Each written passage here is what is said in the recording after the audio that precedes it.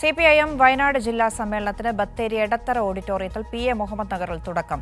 Polit bureau അംഗം A Vijayaraghavan പ്രതിനിധി സമ്മേളനം ഉദ്ഘാടനം ചെയ്തു. CPIM വയനാട് ജില്ലാ കമ്മിറ്റി രൂപീകരിച്ച് അരനൂറ്റാണ്ട് പിന്നിട്ട ശേഷമുള്ള ജില്ലാ സമ്മേളനമാണ് ബത്തേരിയിൽ നടക്കുന്നത്. അനൂപ് വിവരങ്ങൾ നൽകാനുണ്ട്. അനൂപ്, ജില്ലാ കമ്മിറ്റി രൂപീകരിച്ച ശേഷം 50 വർഷങ്ങൾക്ക് ശേഷമാണ് ഈ ജില്ലാ സമ്മേളനം ബത്തേരിയിൽ നടക്കുന്നത്. ഇന്നത്തെ സമ്മേളന പരിപാടികൾ എങ്ങനെയായിരുന്നു? CPM ജില്ലാ സെക്രട്ടറി അംഗം V ഉഷാകുമാരി സമ്മേളന നഗരിയിൽ പതാക ഉയർത്തിയതോടെ ഔദ്യോഗികമായി സമ്മേളന നടപടിക്രമങ്ങൾക്ക് തുടക്കമായി. N പ്രഭാകരൻ രക്തസാക്ഷി പ്രമേയവും PK സുരേഷ് അനുശോചന പ്രമേയവും അവതരിപ്പിച്ചു. മുൻകാല നേതാക്കളെ ചടങ്ങിൽ ആദരിച്ചു. അതോടൊപ്പം CPM ജില്ലാ സെക്രട്ടറി P ഗഗാറിനെ അവതരിപ്പിച്ച സംഘടനാ റിപ്പോർട്ടിന്മേലുള്ള ചർച്ചയാണ് ഇന്ന് ഗ്രൂപ്പ് ചർച്ചയാണ് ഇന്ന് പ്രധാനമായി നടന്നത്. നാളെ പൊതുചർച്ച നടക്കും.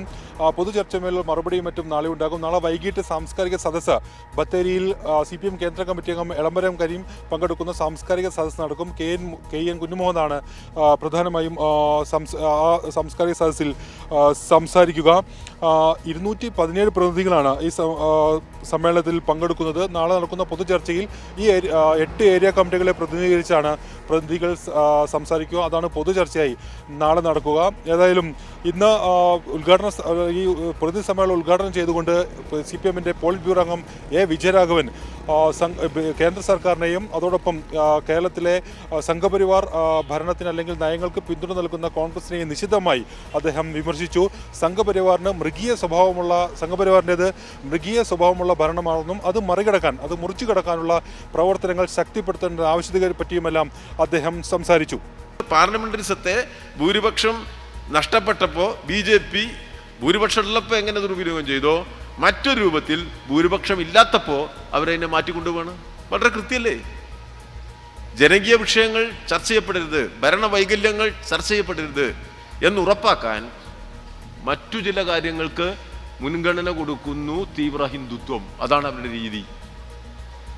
BJP ഭരിക്കുന്ന സംസ്ഥാനങ്ങളിലോ ഒന്നിനു പിറകെ ഒന്നായി ന്യൂനപക്ഷ വിരുദ്ധ നിയമങ്ങൾ. ജനകീയ വിഷയങ്ങൾ പാർലമെന്റിൽ എത്താതിരിക്കാൻ അപ്രസക്തമായ വിഷയങ്ങൾ ചർച്ചയാക്കുകയാണ് BJP എന്നും അദ്ദേഹം ഈ പ്രസംഗത്തിനിടെ സൂചിപ്പിച്ചു. ഏതായാലും ഇന്ന് ഒരു പ്രധാനപ്പെട്ട പ്രമേയം കൂടി ജില്ലാ സമ്മേളനത്തിൽ അവതരിപ്പിക്കപ്പെട്ടു. മുണ്ടക്കൈ ചൂരൽമല ദുരന്തവുമായി ബന്ധപ്പെട്ടാണ് അതുണ്ടായത്. ഈ ദുരന്തത്തെ ദേശീയ ദുരന്തമായി പ്രഖ്യാപിച്ച് കേന്ദ്ര സഹായം ഉടൻ നൽകണമെന്ന് സമ്മേളനം പ്രമേയത്തിലൂടെ ആവശ്യപ്പെട്ടു. അതേസമയം ഇത്തരത്തിൽ തുടർച്ചയായി കേരളത്തിന്റെ അവകാശങ്ങൾ നിഷേധിക്കുന്ന കേന്ദ്ര സർക്കാരിനെതിരെ ശക്തമായ പ്രക്ഷോഭങ്ങൾ നടത്താനും അത് ഉയർത്തിക്കൊണ്ടുവരാനും ബഹുജനങ്ങൾ ശ്രമിക്കണമെന്ന് ജില്ലാ സമ്മേളനം അഭ്യർത്ഥിക്കുകയും ചെയ്തു.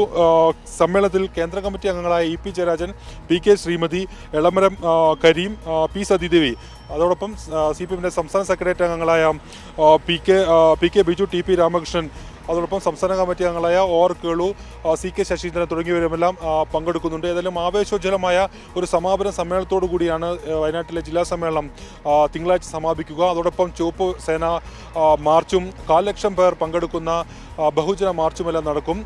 ഇവിധത്തിൽ കഴിഞ്ഞ ദിവസങ്ങളിലെല്ലാം തുടർന്നു പോകുന്ന അതേ ആവേശത്തോടുകൂടി വയനാട്ടിൽ CPMന്റെ 16ാമത് ജില്ലാ സമ്മേളനം, അതോടൊപ്പം 24ാം പാർട്ടി കോൺഗ്രസിന് മുന്നോടിയായുള്ള വയനാട് ജില്ലാ സമ്മേളനം പുരോഗമിക്കുകയാണ്. ശരി, അനൂപ് KR വിവരങ്ങൾ നൽകിയത്.